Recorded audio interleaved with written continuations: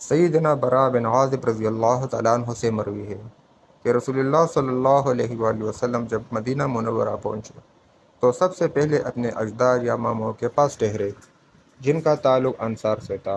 آپ صلی اللہ علیہ وآلہ وسلم 16 یا 17 مہینوں تک بیت المقدس کی طرف نماز پڑھتے رہے، جبکہ آپ کو پسند یہ تھا کہ آپ کا قبلہ بیت اللہ کی طرف ہو۔ بالآخر ایسا ہی ہوا، اور آپ صلی اللہ علیہ وآلہ وسلم نے سب سے پہلی نماز جو اس کی طرف پڑھی وہ عصر تھی۔ کچھ لوگوں نے بھی آپ صلی اللہ علیہ وآلہ وسلم کے ساتھ نماز پڑھی تھی۔ ان میں سے ایک آدمی ایک مسجد والوں کے پاس سے گزرا جبکہ وہ رکوع کی حالت میں تھے۔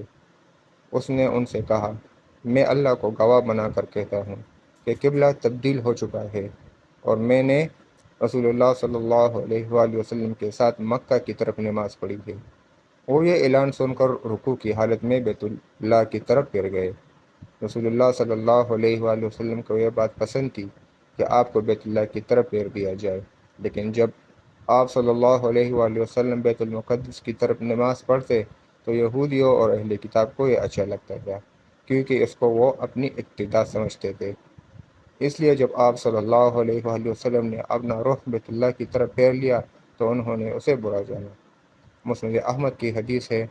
دوستو، ہمارے چینل کو سبسکرائب کریں اور اس حدیث کو زیادہ سے زیادہ شیئر کریں، اور آپ صلی اللہ علیہ وآلہ وسلم پر درود شریف ضرور بھیجیں۔ السلام علیکم ورحمۃ اللہ وبرکاتہ۔